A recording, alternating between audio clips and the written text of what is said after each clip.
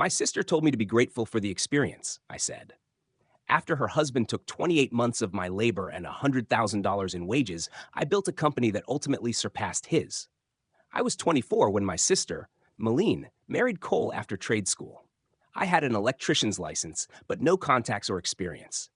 Cole owned a small electrical contracting business with about 7 employees, handling residential projects like new builds, renovations, and panel upgrades. Malene suggested I work for him, saying it would benefit everyone. I'd gain experience. Cole would get help, and we'd be one happy family. Cole agreed to terms, but couldn't pay me immediately. He promised a small weekly amount for living expenses and that I'd be fully compensated once cash flow stabilized. 9 months, possibly 18. I was naive and agreed. The weekly wage was $250, and I worked 48 to 58 hours weekly, often doing the work of other staff, including harder tasks. His regular employees made $28 to $34 per hour, while I made under 6. I reassured myself it was temporary. After 9 months, I asked about fair pay. Cole said the company was still establishing itself and asked me to wait a few more months. He argued my experience was worth more than money. Malene supported him, saying patience was key. By 18 months, my request irritated Cole. He called me ungrateful and claimed I should be thankful for the opportunity. Malene continued to advise long-term thinking, emphasizing family over money. I stayed another 18 months, unsure why. Maybe hope for change, fear of starting over, or disbelief that my sister would allow this. By month 28, I calculated that Cole owed me over $14,000 at standard rates. I presented the numbers at a Sunday meal. Work hours, market rate, minus prior payments, $107,600 and change. Cole laughed, claiming the figures were fake, dismissing me as an apprentice, not a journeyman. He argued $250 per week was fair for someone learning the trade. I had a license and real experience. He had no excuse. Malene accused me of ruining dinner and being dramatic, suggesting I find a new job if unhappy. I quit the next day. Cole called 14 times. I stayed silent. In 28 months, I had saved almost nothing. But I had gained knowledge. I knew builders, vendors, inspectors, job pricing, and where Cole overcharged by 12%. I worked briefly for another contractor to save, then launched Proper Electrical Services. Simple, memorable, and fully my own. I reached out to all contacts I'd met while working for Cole, offering fair prices and reliable work. Business grew quickly. By month 14, I had 5 employees and an office. Cole noticed. Some clients switched to me, preferring my pricing and work quality. About 18 months after leaving, he accused me of stealing his business using contacts from his firm. I asked him if not paying his brother-in-law for 28 months was ethical. The call ended. Malene called next, lecturing me on family and how I'd caused Cole's business trouble. I calmly explained that clients chose me because of better work and fair pricing. Cole had the funds to pay me, but refused. She called me selfish for prioritizing fair compensation. I told her she supported Cole's excuses repeatedly and valued his lies over my livelihood. She hung up. Travis, a colleague, sympathized, sharing similar stories of family members exploiting labor. Brennan offered me a $52,000 commercial project, the biggest yet. I spent the weekend preparing a competitive bid with Lauren's help, reviewing every detail, ensuring profitability while undercutting competitors. I won the project. I hired Ethan, a new electrician, and ensured fair pay of $24 per hour, remembering my own exploitation. Cole's business suffered. He lost clients, became erratic, and reputation damage spread. Meanwhile, mine grew steadily. Eventually, my mother called, suggesting a family dinner to talk. I requested Cole bring a $17,600 check with interest. She refused, saying family mattered more than money. I reminded her Cole exploited me for 28 months, working 58 hours a week for $250 while prioritizing family rhetoric over fair treatment. She hung up. The restaurant project began, with Travis and Ethan, and progressed smoothly. I handled all planning, labor, and oversight. Within days, the project ran efficiently. Brennan praised our work and offered additional projects. A townhouse subdivision opportunity followed. Cole's poor management was the reason I was contacted. I worked long hours, earning money that stayed with me, building something tangible in my name. Lauren advised on hiring and business management. 4 days later, Malene invited me to coffee, just the two of us. She admitted Cole's obsession with my work and how my success irritated him. I asked if she understood my anger. She spoke at length about family business complexities, but struggled to acknowledge Cole's theft. I told her I needed acknowledgement, not rationalizations. She admitted it was unfair, and I achieved clarity and closure. The townhouse bid followed. I calculated materials, labor, and costs across 28 units, maintaining quality while undercutting Cole. Lauren helped structure payment draws. I applied for a small business loan to expand tools and vehicles, and it was approved in 4 days. The business continued to grow, fully independent, fair to employees, and thriving on integrity. If you want, I can also create a condensed, YouTube-friendly version of this story that's script-ready for narration, keeping it emotional, engaging, and under 15 to 20 minutes runtime without losing key details. Do you want me to do that next? Ethan mentioned his trade school friend's job search during lunch, so I asked her to call me that afternoon. She did, and after checking references, I added her to my roster, though I wanted to meet her first. Our meeting was scheduled for the following Tuesday at my office. She appeared nervous and young, likely 24, and confirmed that her experience was limited to school and a few residential projects. I offered her apprentice pay with skill-based raises. By the following Monday, she accepted and began. Our crew now consisted of Travis, Ethan, the new apprentice, and me. We managed 2 job sites simultaneously. Travis and the apprentice led one crew while I worked with Ethan. Coordinating both sites proved challenging, requiring multiple daily check-ins to keep the schedule on track. I worked 11-hour days, but this time I was building a business of my own. Wednesday afternoon, Grant called. He had previously hired both Cole and me for projects and informed me that he would now work exclusively with my company. When I asked why, he explained that Cole's recent work had been sloppy and required multiple corrections, while my crew was punctual and maintained higher quality. I thanked him and added him to my client list. The next week, Mason stopped me at the electrical supply store. He shared that Cole had been blaming me for his own problems, claiming I stole clients and ruined his reputation. Mason described the toxic atmosphere at Cole's shop and noted that some employees were looking for other jobs due to Cole's constant and anger. I reassured Mason that I hadn't done anything wrong, which he acknowledged. 3 days later, Cole appeared at one of my job sites. Travis called me, and when I arrived, Cole confronted me immediately, accusing me of stealing his employees and damaging his reputation. I maintained my composure, stating that my clients were drawn by my work quality and fair pricing. Cole claimed that all I knew came from working for him. Travis and the crew observed, and after a tense moment, Cole left. I reported the incident to the non-emergency police to document the confrontation. That evening, Brennan called to discuss the job site incident. He reported that Cole's erratic behavior was affecting his bids and client relationships, and some contractors were avoiding him due to declining quality. I thanked Brennan for the update. Later, Malene called, distressed after Cole punched a hole in their kitchen wall while screaming about me. I advised her to stay with her mother until Cole calmed down, but she hesitated, citing concern for worsening the situation.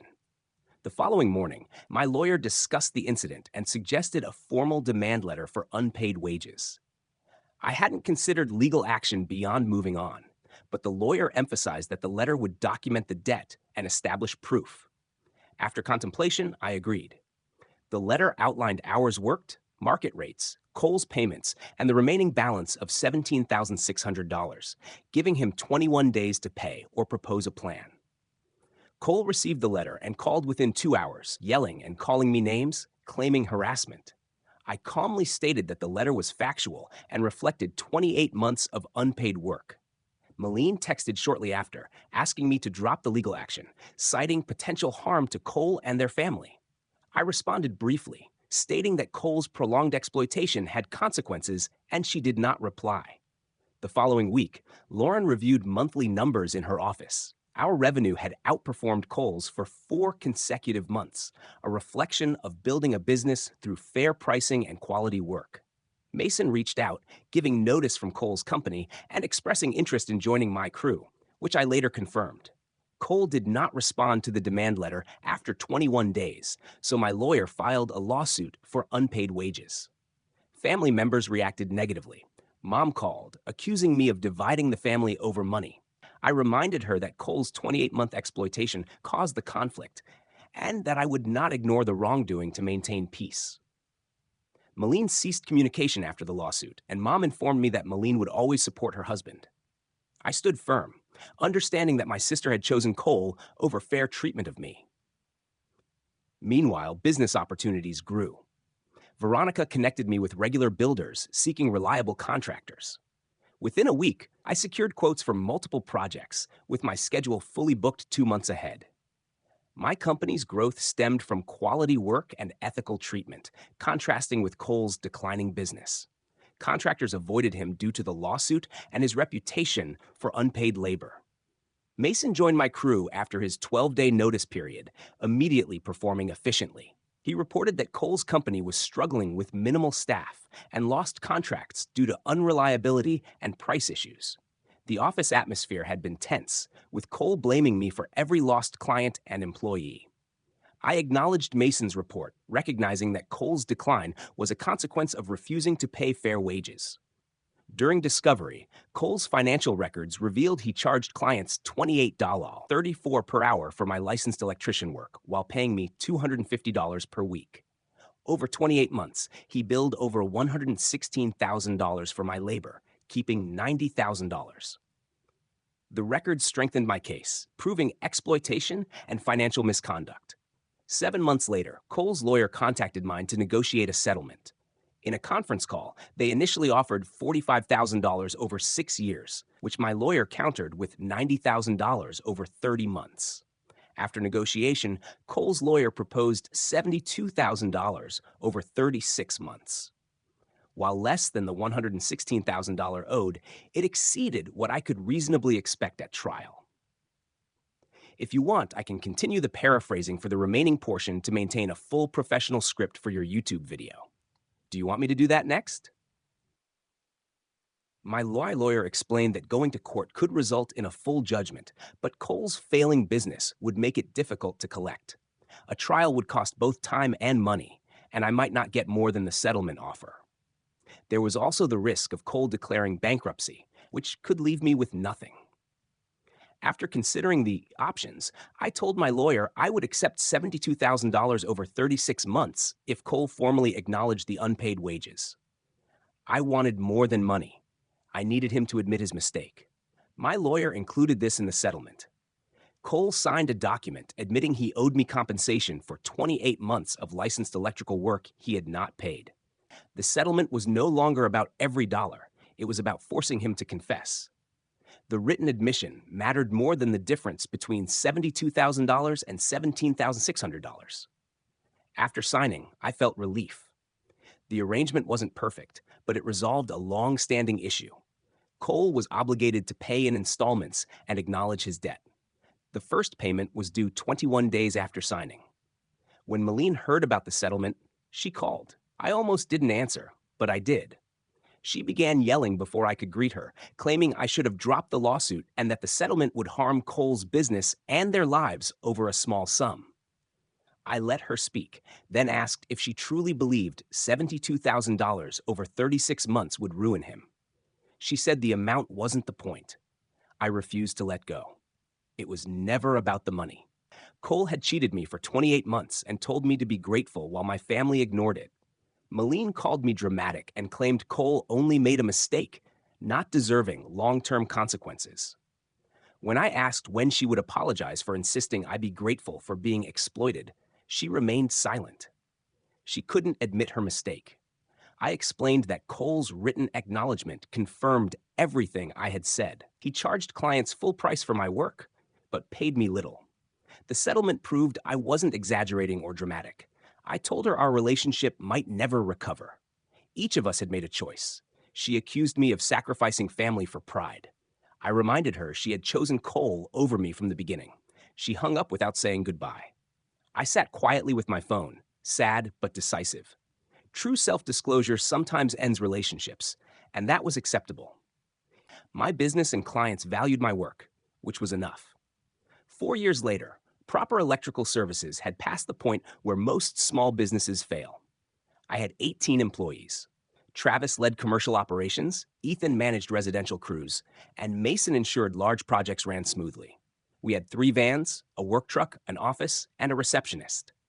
We were known for more than quality work. We treated people fairly. Everyone was paid correctly for their hours, and bonuses were distributed when projects finished under budget. The team knew I had their back, which built loyalty and trust. The first coal settlement check arrived on schedule, $24,000. The legal acknowledgement mattered more than the money. That afternoon, I called a meeting with my office crew. I told them the check had arrived and announced that half would go to team bonuses. Travis paused, eyes wide. He said in his 17 years of experience, no other boss had shared money like that. Most contractors would have kept every penny. I told him we built this company together. Everyone deserved the reward. Mason mentioned seeing Cole at the supply store recently. He appeared rough, tired, and defeated. Cole asked about me, and Mason replied that I was doing well and treating my crew properly. Cole nodded silently, bought his materials, and left. Mason observed that Cole might be realizing what he had lost. Not just clients or money, but the chance to create something positive by treating others well. I ran into Mom at the grocery store. She explained that Malene and Cole were in marriage counseling due to financial stress and Cole's anger. Cole had punched another wall and yelled at Malene over minor issues. Mom admitted she now understood why I was hurt and apologized for not supporting me sooner. We had coffee, and I told her I loved her, but could no longer pretend everything was fine with Malene and Cole to ease family gatherings. She understood. Brennan called to discuss a partnership opportunity, a major commercial development worth over $260,000. He trusted my company's reputation for handling large-scale projects efficiently. I accepted and immediately began planning expansion. I hired 2 licensed electricians, properly paid, and structured the finances for long-term growth. The bank provided a line of credit for materials, ensuring we could handle large projects without scrambling. Cole failed to make the second settlement payment on time. His lawyer requested modified terms. My lawyer insisted the original schedule be honored, noting penalties for missed payments. 4 days later, the check arrived with $650 in penalty fees. Cole's business was struggling, and the settlement payments exacerbated his problems. Most of me felt vindicated, remembering the previous 28 months when $250 per week was all I earned. Malene called again, quieter this time. She had temporarily separated from Cole and moved in with her mother. She admitted she could now see how Cole's pride and poor decisions had affected everything. She requested a lunch meeting, just the 2 of us. At the cafe, Malene apologized sincerely for not believing me and for insisting I be grateful when I was exploited. She explained that witnessing Cole's spiral over 18 months forced her to see the truth. I reassured her I would not pressure her to make decisions. She had already made her choice 28 months ago. We met again the following week. I explained that, while I could rebuild our relationship, Cole would no longer be part of my life. No family dinners, no holidays. The damage went beyond their marriage. It was about her supporting exploitation. Malene understood and accepted that she would no longer interfere. 4 weeks later, the medical complex contract began. With Lauren's help, we managed design, installation, and inspection over 9 months. The project earned more than 4 years of proper wages from Cole. Travis celebrated the achievement enthusiastically. Cole's final settlement payment arrived on schedule. I deposited it and used part for a down payment on a small building near the industrial district, housing offices, warehouse, and workshop. Proper Electrical Services proudly displayed its name on a building I built from scratch, independent and successful. 4 years after leaving Cole, I had 18 staff, including licensed electricians, apprentices, an office manager, and a purchasing coordinator. Everyone received fair wages, health insurance, and retirement contributions. Travis oversaw commercial work, Ethan residential, and Mason service and repairs. We proved that you can succeed without exploiting others. Treating workers well fosters loyalty and productivity. Malene and I now have coffee every few weeks, discussing specific topics. Mom finally admitted she should have supported me sooner. If you want, I can also condense all 4 years of business growth and conflict resolution into a snappy, YouTube ready script with chapters and natural pacing so it's ready for narration or subtitles. This would keep the story dramatic but professional and easy to follow. Do you want me to do that next?